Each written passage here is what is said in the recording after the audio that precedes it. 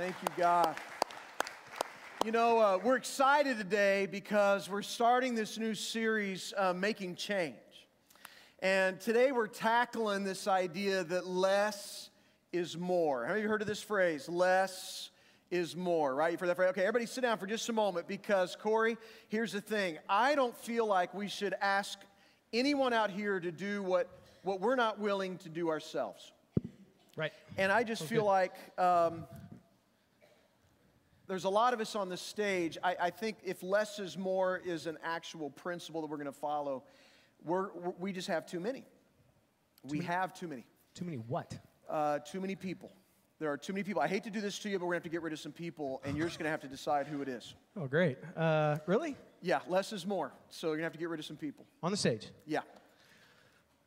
Okay. So who's first? Let's, how about, let's start with like biblical instruments, okay? So biblical worship instruments would be things like, cymbals, percussion, string instruments, flutes, wind instruments, things like that. How about like all the electronic instruments? So bass guitar, electric guitar, keys, you're out of here. I'm sorry, okay, guys. Thank you, guys. We appreciate you, but your services are no longer needed. So thank you, James. Thank you, guys. I think he's taking it kind of hard. But, Corey, who else? There's still too many. Less is more. Who else, brother? I don't know. We need voices, so Aaron, you and me on guitar. Okay, guitars. We'll drop them. Thank you. Appreciate your services. Your weird. services are no longer needed. So thank you as much as we appreciate it. Corey, just curious, how many people does it actually take to start a song? How many people to start a song? One. Okay, I'm sorry. Your services are no longer needed. You're free to go. We appreciate it. Thank you very much. Grateful for that. By the way, the drummer locked his door. Yes, I saw that too. But you know what? I asked Zach to do that. It's okay. Why would you ask him to lock the door? Well, because prior to service, I gave Zach the most coveted worship instrument. Oh, what's that? It's the cowbell. The cowbell. It's got to stay. Sorry, man. No. Stop it. Okay. All right. How am I supposed to compete with that? You can't compete with that. I'm sorry, Corey. You're going to have to go. The cowbell definitely stays. Yeah, trumps. So we're grateful for that. So thank you. Yeah, let's give him a hand. Wayne, that leaves two of us, and I'm assuming since I have the most coveted instrument, you want me to stay? Zach, you're now taking this way too far. I mean, this was just a fun thing. I'm not. He's taking this too far? Yeah, I thought Zach you would is taking say this that. too far. Yeah, I misunderstood. Okay. All right. I'm sorry. All right, let's give them a hand to our praise team for all their help today. Appreciate you guys. And for the streaming, we're going to need the TV. Hey, guys. We're going to need. I'm sorry? Hi, Alan. Hi. I'm sorry, brother. Less is more is not 100% accurate all the time. Well, I'm just doing less is more. I know, I'm sorry. Alan, I could really use your help right now. I'm sorry, brother, if you don't mind bringing that out. Let's give Alan a hand, too, right there for helping us out. Less is not always more. You know, here's the thing. I know we've all heard the phrase, less is more. But the fact is, maybe that sounds like a good idea until you actually have to live with less, right? I mean, once you have to actually live with less, we don't think this is such a great idea. I mean, few of us are actually buying into this. How many of you have watched HGTV and you watched the show Tiny House? How many of you have seen that? Tiny House. You've seen it, right? Okay, this picture right here on the screen kind of demonstrates this reductionist mindset, this whole kind of really is kind of a hot thing right now. We're going to live simple. We're going to live free. We're going to live in these beautiful backdrops, environments, mortgage-free. We got this tiny little house we're going to live in. And every once in a while, you'll see one. You're like, that'd be kind of cool. That wouldn't be too bad. And you're kind of intrigued by the idea. But let's just be honest. None of you are going to do it, right? None of you are going to do it because you don't really believe less is more. Maybe there's some who do, but you're probably not one of them. In fact, if you were to leave church today and go to a Chinese restaurant, right? And you're in a new area, you're driving down the road, and you see two Chinese restaurants side by side, and one has less cars in the parking lot, and one has more cars in the parking lot. Which one you choosing? The one with more cars, right? Because it's probably better food. That's how we think. We don't always think less is more. In fact, we even read our Bible. And we're not sure we really buy into this because actually when I read a lot of scriptures, it would seem to indicate the opposite. Like, I'm thinking about when Jesus was in Matthew 24:46 talking about faithful, wise servants. And he says there that if you are a faithful, wise servant, that God will put you in charge of what?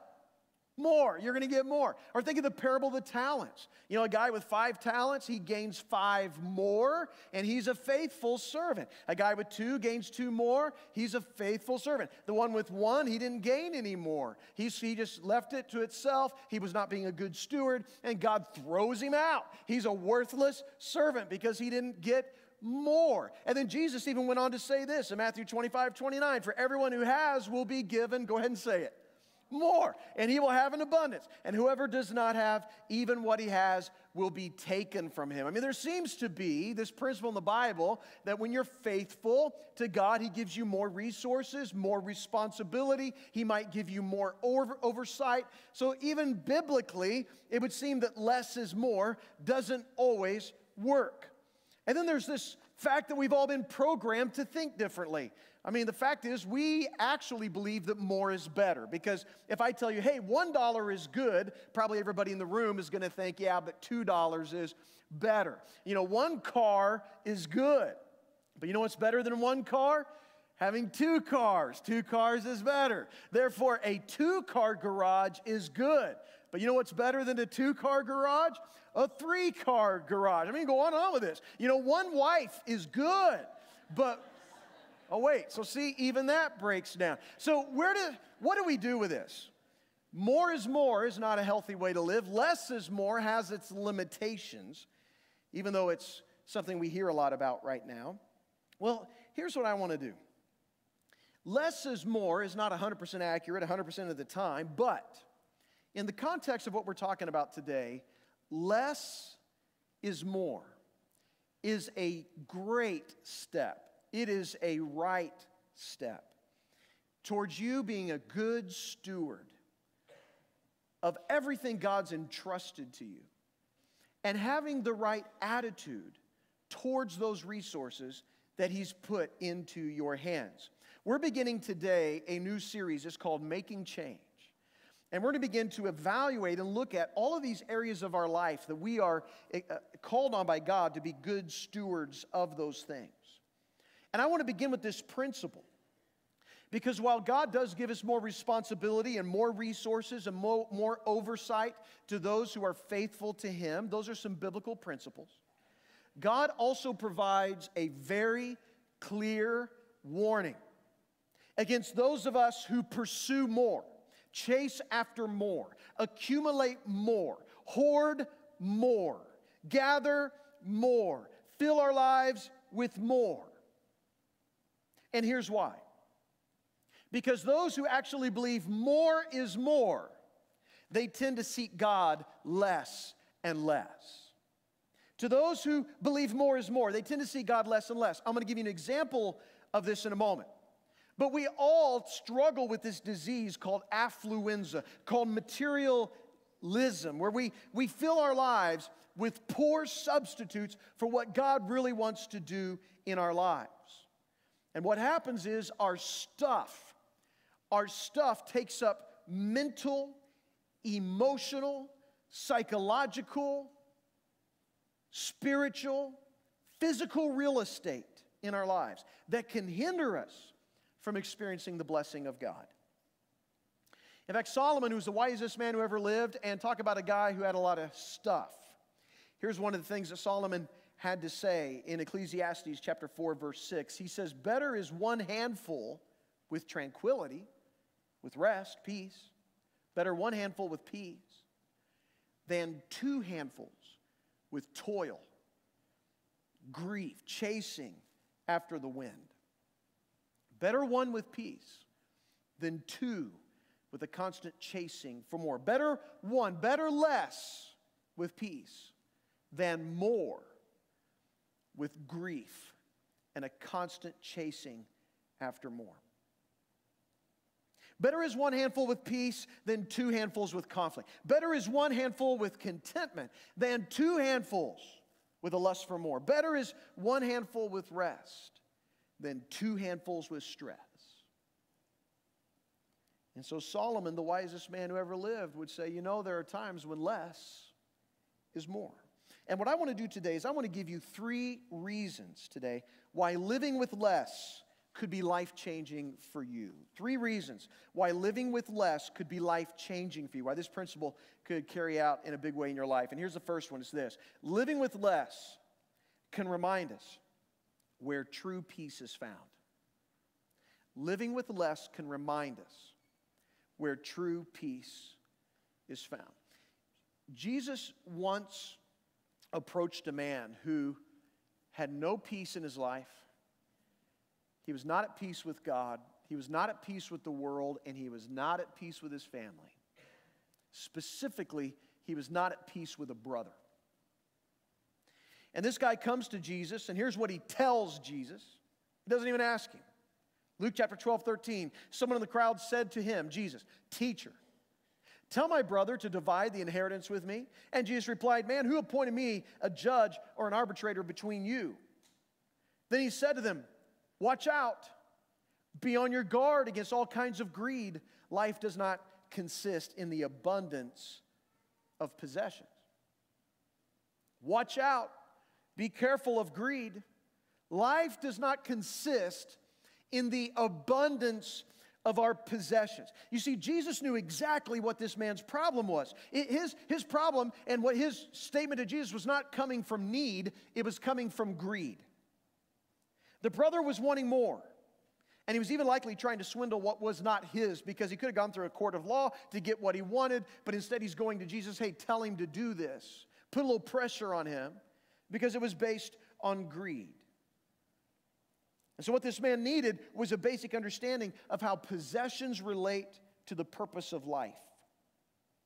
He found his worth in the accumulation of possessions and getting more, which is what greed really is. Covetousness, here's how you can define it. It's wanting moorishness. It's wanting moorishness. More. And Jesus says our life does not consist in the abundance of our possessions. It's found in a relationship with God. And he illustrates that with this story.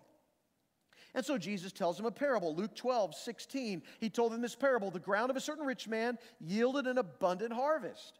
And he thought to himself, what shall I do? I have no place to store my crops. Then he said, this is what I'll do. I will tear down my barns, I will build bigger ones, and there I will store my surplus grain. And I'll say to myself, you have plenty of grain laid up for many years. Take life easy. Eat, drink, and be merry.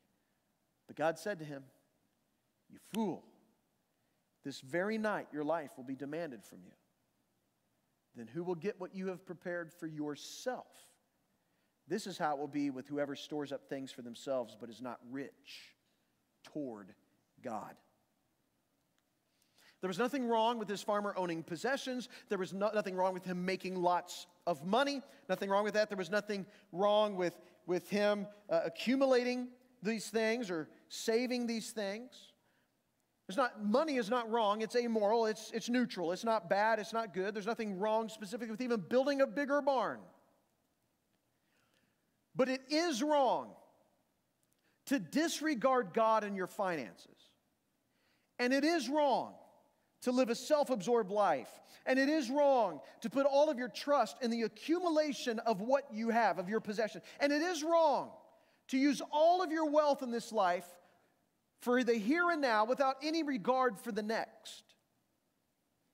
And so here is a rich man who already possesses more than enough. He hit a windfall. But he can only think of himself. In fact, in the Greek text, 8 times he uses the word I, my. He's ingrained in selfishness. He's not trying to serve God. He's not trying to serve people. He just wants more. He wants more for himself. And that kind of attitude is addicting when you want more. Because what you do is you buy something that you think will make your life easier or happier, and maybe for a little while it does, but the feeling fades, doesn't it? And so we buy something else, and we get in this mode, and then pretty soon the time frame between the two begins to shorten. Always wanting more. It's greed. It never leaves you at peace.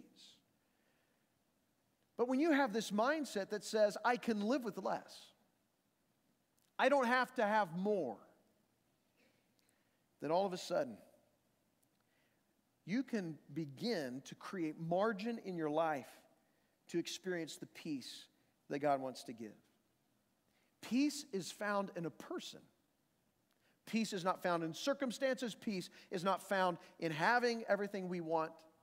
Peace is found in the person of Jesus. And so Paul would actually write about this in Philippians 4:12-13. He says, I know what it is to be in need. I know what it is to have plenty. I have learned the secret of being content in any and every situation. Whether well-fed or hungry, whether living in plenty or in want, I can do all things through Him who gives me strength. Paul discovered the secret of contentment, the secret of not always wanting more, the secret of being able to live with less, and it was found in a person. The person of peace who brings fulfillment to your life and joy to your life, purpose and meaning. The one where you can have peace without having more stuff. He is the source of our contentment. And one of the reasons why I think some of us perhaps have begun to have our eyes taken off of Jesus is because our eyes have been on all of our stuff. Stephanie Langford, she writes in a blog, and the blog was entitled, When Less Really Is More. When less really is more. And she talked about one morning, I was seeing her husband, they came under conviction, they needed to get rid of stuff, and they went to their family rooms, they went down to a downstairs storage area, and they went to what they called their messy room, which is their office area, and they pulled everything out. They just pulled it all out. And after they went through that process of pulling it all up, next they purged everything that they came across.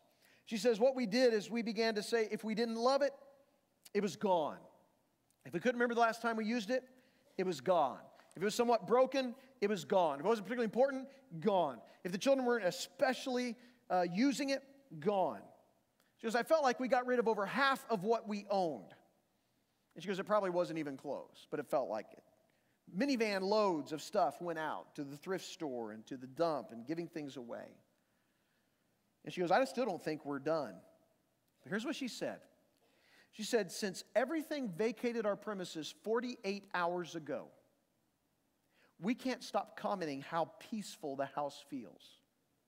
We've lived here for almost a year and a half, but only just this weekend it began to feel like our home, instead of just a place where we live and keep all of our stuff. She goes, we drove home from a family dinner last night, and my husband commented to me that even though he hadn't felt that we had a lot of stuff, compared to many North American families, he says he didn't realize that it had owned us in many regards. And she says, stuff is funny like that. When you have it, you have to store it and care for it and use it and clean it and carry the weight of it and be burdened by it.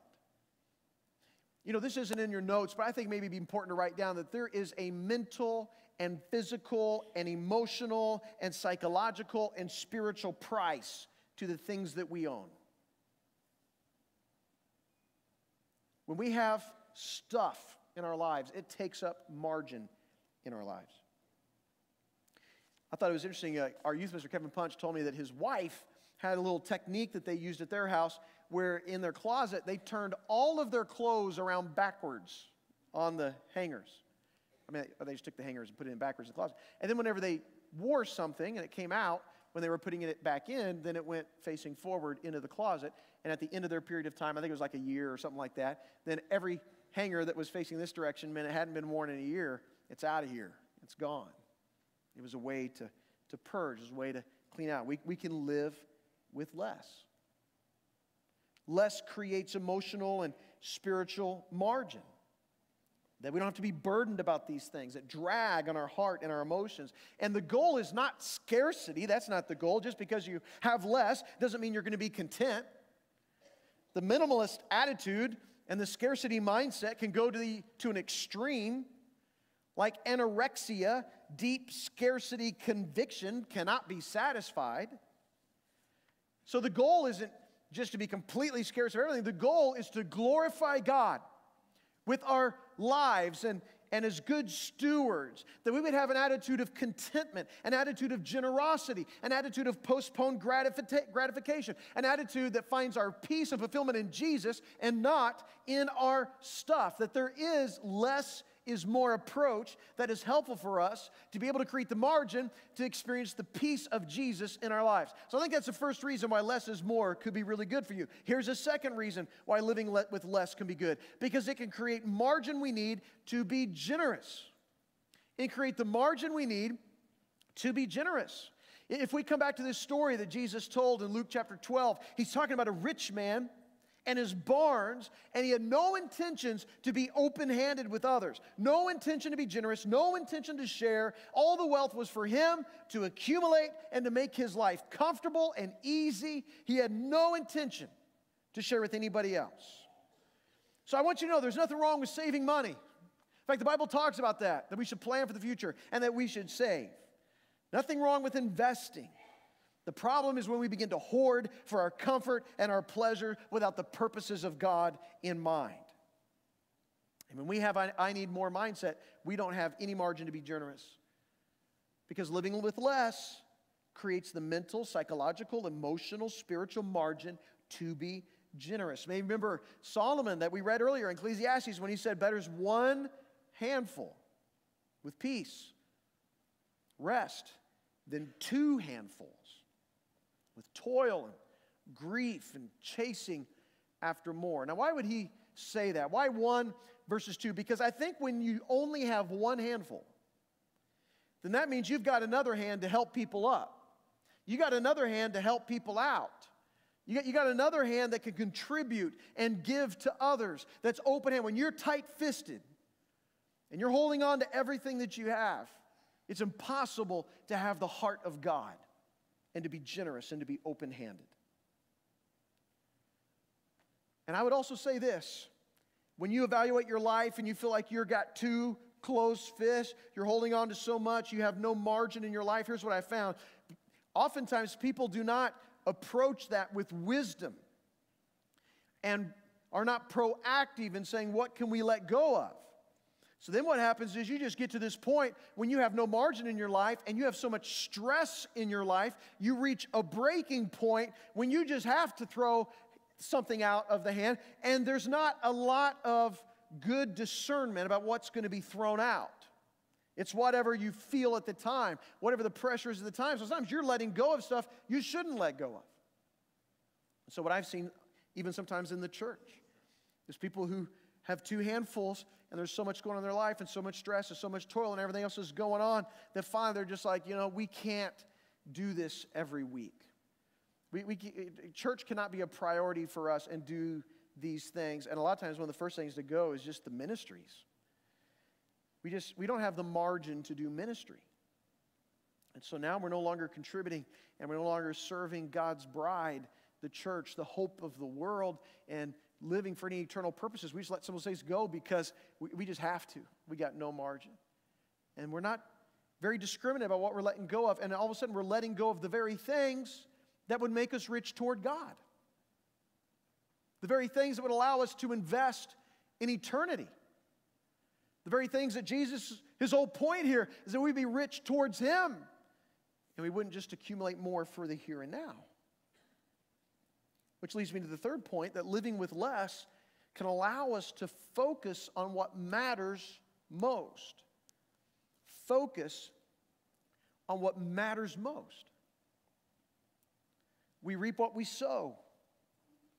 In Luke 12:20, Jesus says you're going to get what you've prepared for yourself. To the rich man, you've prepared only for yourself in the here and now world, and you have nothing invested in eternity. And that's what a continual lust for more will do. You will put everything you have into this life, and you will make no investment in the next life, which is why Jesus says you must be rich toward God. You must be asking the question, God, what would you have me to do? What do you want me to do with these resources? This is why we invest in eternal things.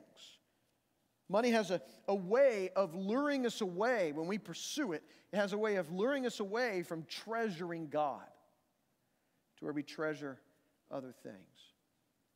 This is one of the reasons why I was was proud. You know, when you're proud of your kids, you like to brag on that sometimes. I was proud of my daughter because she's in a nursing program. She's getting ready to start her sophomore year, and she has a heart for ministry and for the Lord. She'd like to use that in mission and in other ways in the future, but she's really wanted to do ministry stuff even this summer. And so she looked for some ways to do that. And so what she ended up doing is she interviewed and applied and took a position at Kanakuk as a counselor down there. So she spent 2 weeks as soon as she got out of college training and doing that kind of stuff. And then she spent the last 3 weeks there. And she's got 12 girls that she works with every week. 3 of those girls made decisions to follow Jesus and be baptized this last week. And so she was excited about that. But we were having the conversation that she's earning money this summer. I mean, she's trying to work. She's got expenses this school year, and she's got things she wants to afford and pay for. And so she's trying to earn money, but knowing that where she was going, because it is ministry focused, she wouldn't make near as much money as she could doing something else. And that was part of that conversation. And yet, one of the things I told her this last week, I'm like, but just think about the investment in eternity. She had like a 24-hour break, came home. Just think about that kind of eternal investment that even if you're not making as much money right here, right now this summer, think about that, being rich toward God, that eternal investment you're making for heaven. You know, I suppose if we just really wanted a more mindset, ministry would be those first things we let go because maybe it just doesn't give us as much in immediate return. But I want you to think about this for a minute. If you were to walk into a doctor's office tomorrow, and whatever the doctor saw, whatever he observed in you, maybe it was a cancer, aggressive, something else, and said, you have 3 months to live,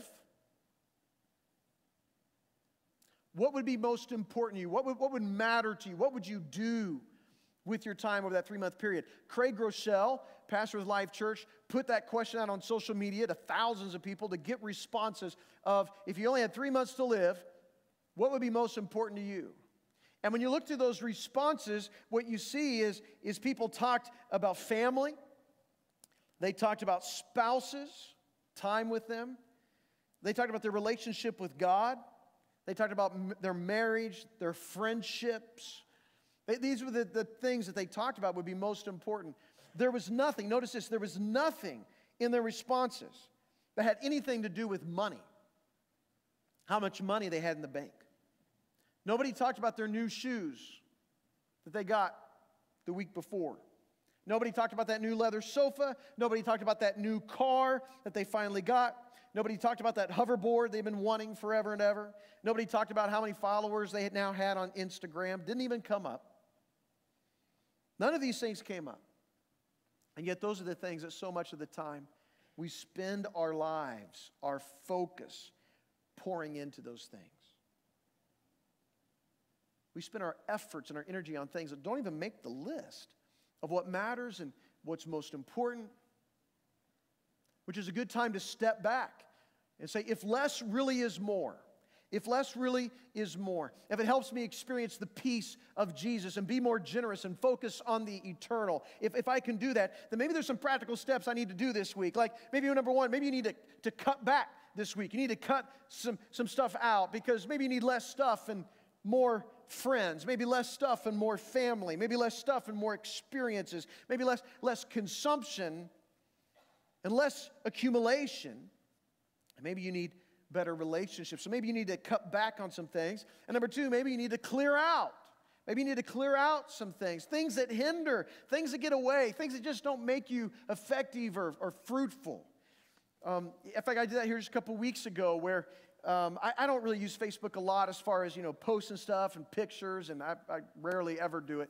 But I will look at Facebook because I'll look and see what's going on in other people's lives. A lot of other people, I guess, like to do that, and I hate to do it. But anyway, so I'll read, see what's catching up with people, see what's going on, read stuff. Well, then once you start doing that, it's like, then there's this video that comes up, and it's baseball and some football video or something else, and then some funny videos pop up, and you start watching the videos, and then I'm watching videos. The next thing you know, like an hour and a half went by one evening, sitting there watching stuff. So I was just like, man, on my phone is not good at it, so I took it off my phone, just had it, and I don't use it on my computer at all, so it just wasn't really even being looked at. But that was actually good for me, just to clean out, just purge some stuff out that's taken some time that wasn't beneficial to me at the time. Maybe there's some things we could clear out and then allow ourselves to begin to focus on some new things and just evaluate that. Doesn't mean Facebook's evil.